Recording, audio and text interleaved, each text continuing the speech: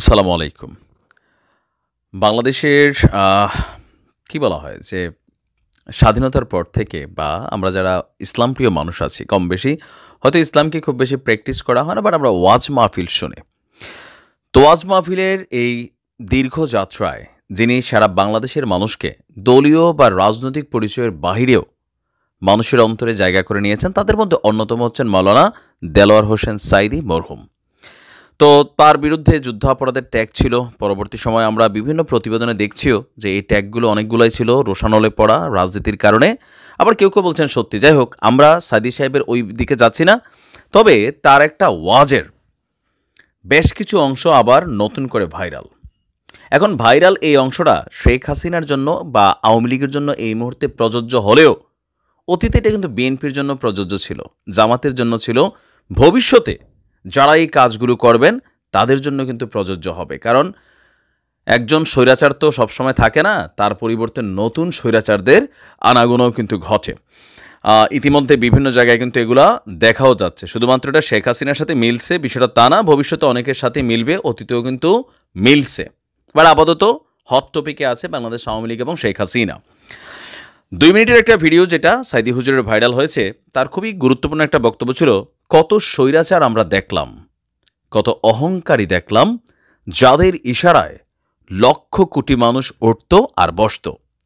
তাদের জিল্লাতির সঙ্গে আল্লাহ রাব্বুল আলামিন কতজনকে বিদায়ও করে দিলেন। ফুলের মালা গলায় নিয়ে কুলাতে পারে নাই, পা থেকে গলা পর্যন্ত ফুলের মালা দিয়ে ডুবাইয়ে দিল ভক্তরা। আবার আল্লাহ রাব্বুল আলামিন এমন সাজা দিলেন, ফুলের মালার পরিবর্তে জুতার মালা নিয়ে জেলের মধ্যে ঢুকিয়েও দিলেন।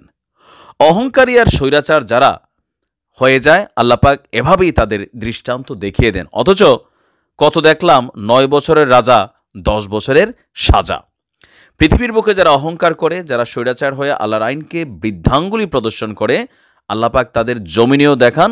আর এখানে চূড়ান্ত ফয়সালা আল্লাহ করেন না, আসল জায়গা তো আছেই। তবে এখানে নমুনা দেখায় দেন। কিন্তু মুশকিল হচ্ছে, ইতিহাসের সবচেয়ে বড় শিক্ষা হলো, এটা খুবই গুরুত্বপূর্ণ, যে কথাগুলো আমি প্রথমে বলছিলাম, ইতিহাস থেকে মানুষ শিক্ষা গ্রহণ করে না। একজন যে কাজ করে বিপদে পড়ে, আরেকজন এসে একই কাজে অগ্রসর হয়। একসময় যে মজলুম ব্যক্তিটা ক্ষমতার স্বাদ পাওয়ার পর সেই কিন্তু স্বৈরাচারে পরিণত হয়। আওয়ামী লীগ সরকারের পতনের পর সারা বাংলাদেশে বিএনপির বিভিন্ন অ্যাক্টিভিটিজে 95% চলে আসছে, আর জামাত ইসলামের 5% আসছে। এগুলো কিন্তু এই মুহূর্তে ঘটছে। তবে সকল এলাকায় না, আবার সকল নেতাকর্মী তারাও না। জামাতের একদম হাইকমান্ড থেকে বিএনপির হাইকমান্ডে যারা নেতাকর্মীরা আছেন, একদম ঊর্ধ্বতন যারা বিভিন্ন দলগুলোর একদম গুরুত্বপূর্ণ কি পয়েন্টে বসেছেন, তারা কিন্তু চাচ্ছে তাদের দলটাকে জনগণের কাছে ভালোবাসার জায়গা বানাতে, শ্রদ্ধার জায়গা বানাতে। কিন্তু ওই যে একদম ল লেভেলের 5% কর্মী, কেউ ব্যক্তিগত ক্ষোভের জায়গা থেকে গত 16 বছর জুলুমের শিকার হয়েছে, সেইখান থেকে আইনের জন্য অপেক্ষা করে না, নিজের হাতেই তরিবোধ করার প্ল্যানিং করে। আবার কেউ আছে এত বছর আওয়ামী লীগ খেয়েছে, আমরা খাবো, আরে কি বলে তারেক জিয়া, কি বলে জামাতের, আমি শোনার টাইম নাই, দখলে নাও। এই যে টেলিভিশন সাওয়ানিয়া এক ভিডিও ভাইরাল, বিএনপির এক নেতা দেখছেন, তাই না? আবার গতকালকে এই যে মুক্তিযোদ্ধা কানু সাহেবকে অপমানের ইস্যুতে জামাতের প্রবাসী একজন সমর্থকের ভিডিও ভাইরাল। এগুলা কিন্তু ঘটছে, এগুলা কিন্তু এই স্বৈরাচারী ফেসিস্ট কর্মই, যেগুলোর জন্য আওয়ামী লীগের পতন ঘটছে। তো সাঈদী হুজুরের এই যে বক্তব্যগুলো, এগুলা 100% সর্বশেষ আওয়ামী লীগের সাথে মিলছে। কারণ আওয়ামী লীগের নেতাকর্মীরা একসময় গলা থেকে পা পর্যন্ত ফুলের মালা পাইতেন। এখন বিভিন্ন জায়গায় যারা আপকামিং নির্বাচন করবেন, ক্ষমতা এখনও যান নাই, তারা কিন্তু পাওয়া শুরু করছেন। তো হুজুরের এই বক্তব্যটা শুধুমাত্র স্পেসিফিক কোনো বক্তব্য না। আমি মনে করি তিনি শেষে বলছিলেন, মানুষ ইতিহাস থেকে শিক্ষা নেয় না, একটা কাজ করে যে বিপদে পড়ছে, পরের গ্রুপ আইসা একই কাজ করে। বাংলাদেশে গত 53 বছর এই কাজগুলোই হয়েছে। এক গ্রুপ 5 বছর লুটপাট করে, 10 বছর লুটপাট করে, আরেক গ্রুপ আসে নতুন করে আবারও ওই আগের গ্রুপ লুটপাট করে যা রাইখা গেছে সেইখান থেকে নতুন করে লুটপাট করে। এটাকে কেউ সমৃদ্ধ করার গড়ার চিন্তা করে না। মনে করে যে ভাই তুমি হেরে দিছো চান্দা, আমার দিবা না কেন, তার 20 টাকা দিছো, ঠিক আছে মানবিকভাবে আমার 10 টাকা দাও।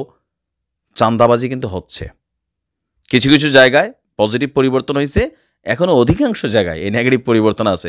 সো সাঈদী সাহেবের হুজুরের কথা শুনে যারা শুধু আওয়ামী লীগরা শেখ হাসিনারে যারা বলতেছেন ভাই একই দৃশ্য আবারও সামনে আসবে, এটা বাংলাদেশের ইতিহাস পুনরাবৃত্ত করছে। কিন্তু দলের যারা হাইকমান্ড তারেক জিয়া বা আপনি মির্জা ফখরুল ইসলাম রিজভী সাহেব, আমি ওনাকেও রিজভী সাহেবের একটা জিনিস আমি দেখছি কি, কয়েকদিন আগে বিএনপির কিছু নেতা আওয়ামী লীগের একজন মহিলাকে সম্ভবত মারধর করছে বা কোনো একটা বাড়িতে ওই পরিবারের কাউকে মারধর করছে অন্যায়ভাবে। রিজভী সাহেব নিজে গিয়া বলতেন এদের বিরুদ্ধে মামলা করার জন্য, বিএনপি থেকে মামলা করা হয়েছে, গ্রেপ্তারের নির্দেশ দিছে। কিন্তু এগুলা ঊর্ধ্বতন পর্যায়ে আছে। ওই যে বললাম না 5% আওয়ামী লীগও আছে, দল পরিবর্তন হলে এরা আসবে, লুটেপাটে খাবে। বিএনপির মধ্যেও আছে, জামাতের মধ্যেও এই লুটপাটের কাহিনীতে নাই, বাট অন্যান্য বিভিন্ন অ্যাক্টিভিটিতে কিন্তু তাদের ভূমিকা আছে। সংঘর্ষ হচ্ছে না, নানান ইস্যুতে মারামারিতে জড়াচ্ছে, এগুলো কিন্তু হচ্ছে। এখান থেকে সবাই শিক্ষা নেন। ভালো থাকুন, আসসালামু আলাইকুম।